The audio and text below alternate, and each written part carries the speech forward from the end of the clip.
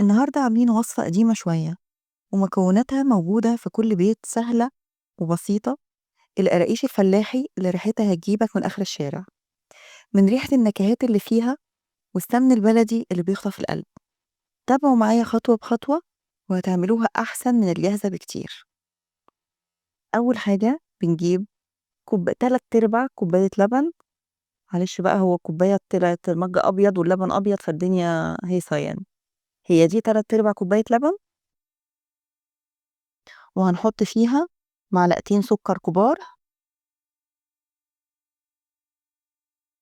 وهنحط كمان معلقتين خميرة فورية كبار.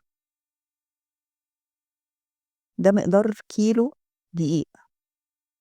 لو عايزة تقللي أي حاجة أنا هعملها، لو هتعملي نص كيلو دقيق كل ده هيقل، هتبقى معلقة سكر كبيرة ومعلقة خميرة. كل المقادير اللي أنا هقولها بعد كده في الفيديو، لو عايزة تقللي قللي كل المقادير، لو عايزة تكتري ضعفي.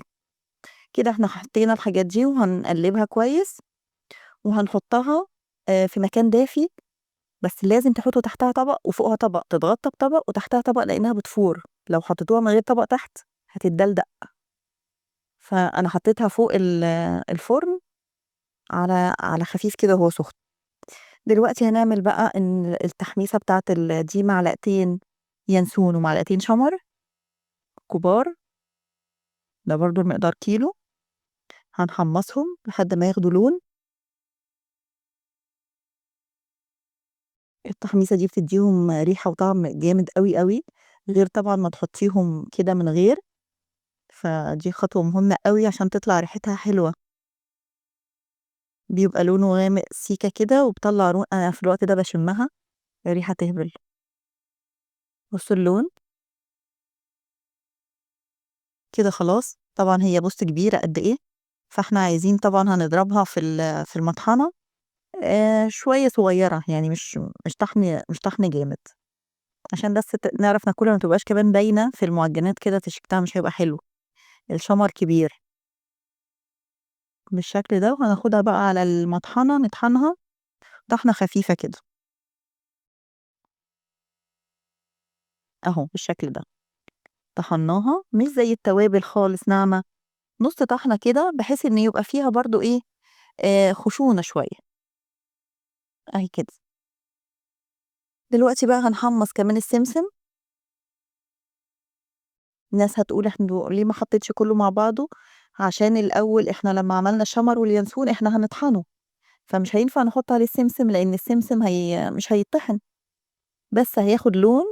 نحمصه بس لكن مش هيطحن، ياخد لون اشقر كده وخلاص. وكده يبقى خلصنا من موضوع التحميص ده كله. هنبدأ بقى ان احنا نحط كل المكونات الجافة على بعض اهو. بص اللون ده مناسب جدا وبرضه بيطلع ريحة حلوة. فالحاجات لما بتتحمص على فكرة بتفرق جامد جدا في الأكل. دلوقتي هنبدأ نعمل بقى، ده كيلو دقيق كامل. هندخل طبعا فيه الهواء ان احنا ننخله، مهمة قوي الخطوة دي، ننخل كله بسرعة كده.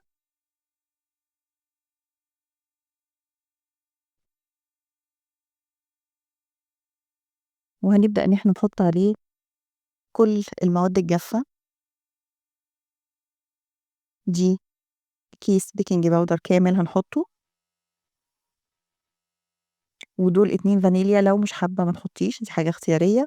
أنا عن نفسي بحب أحط 2 فانيليا. وحطينا الشمر واليانسون اللي طحناهم والسمسم، ودي 3 معالق نشا. النشا مهم برضو، بيخليها فيها قرمشة حلوة جدا.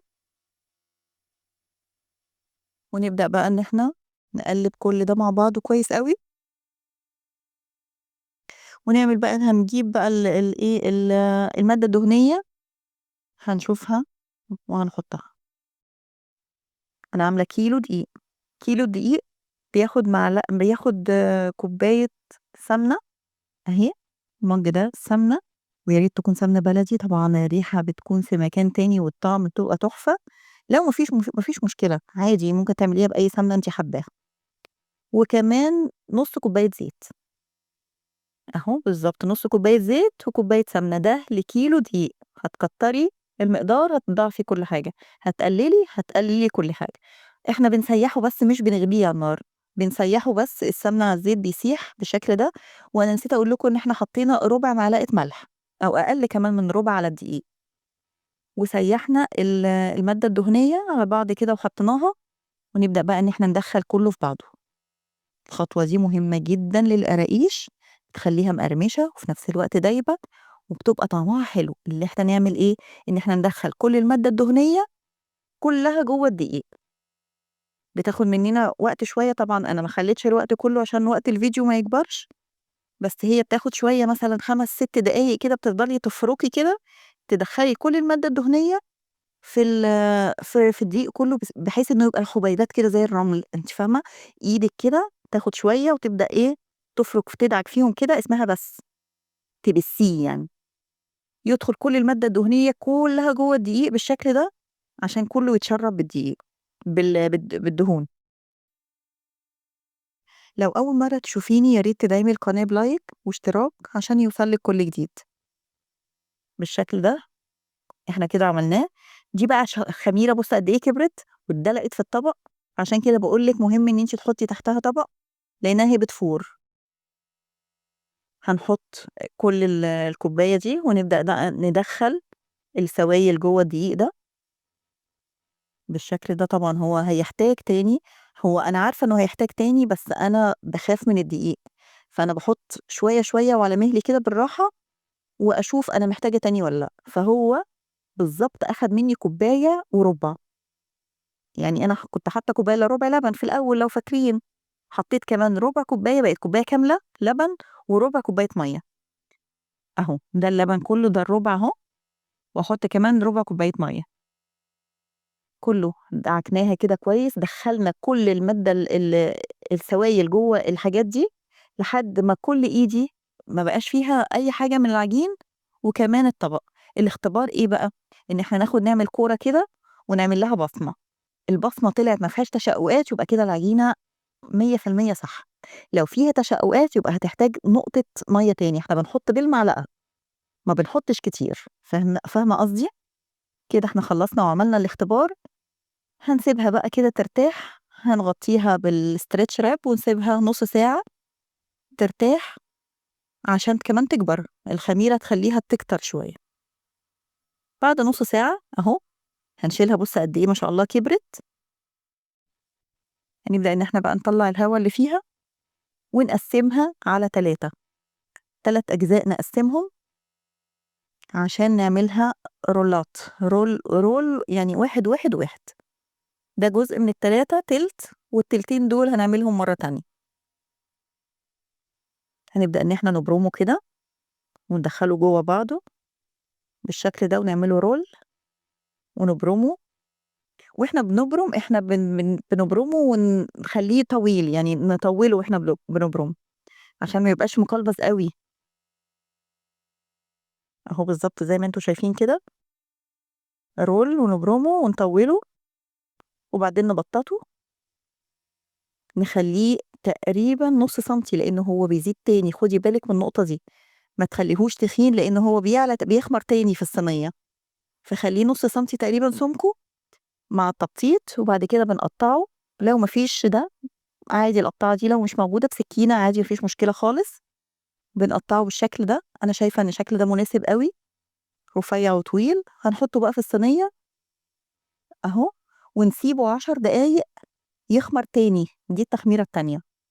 بعد 10 دقايق بُص قد إيه هو تخن، اتنفخ تاني، هنبدأ بقى نحطه في الفرن، بياخد تقريبًا ربع ساعة، تِلت ساعة في الفرن تحت وفوق، بس طبعًا لاحظي يعني تباشريه باستمرار مش كل الأفران زي بعض، خدي بالِك وإيه لاحظي. إحنا كده خلّصناه كل المقدار طبعًا الكيلو خلّصناه وطلع بالشكل ده، إيه رأيكم في الهاشتاج اللي أنا عاملاه ده؟ هاشتاج طويل شوية، جميل، هنبدأ بقى نشوفه، بُصّوا قد إيه هو مقرمش، ومن جوّه بُصّوا قد إيه حلو ومتفرّغ، مش مكتوم ودايب، حلو جدًا، ده الصبح ممكن تاكليه مع كوباية شاي بلبن، لو مش حابة شاي بلبن شاي، ممكن برضه يبقى عشا. ممكن برضه الولاد ياخدوه 2، 3 كده في الlunch box بتاعهم، هيبقى برضه حلو جدًا. جميل، أيوه، ده المَج بتاعي عملت شاي بلبن وأكلت حلو أوي. عايزة أقول لكم يا جماعة إن القراقيش من أقدم المعجنات المصرية، كانت زمان بتتعمل في الأعياد والمواسم خصوصًا عند أهالينا في الريف، وكانوا بيعتبروا إن اللي بتعمل القراقيش مقرمشة ودايبة دي سِت بيت شاطرة. جرّبوا القراقيش بالطريقة دي وهتفهمي يعني إيه طعم بيفكّرك بالزمن الجميل. اعمليها بحُب وعلى مهلِك كده وهتطلع مقرمشة ومضبوطة أحسن من المحلات، وبألف هنا.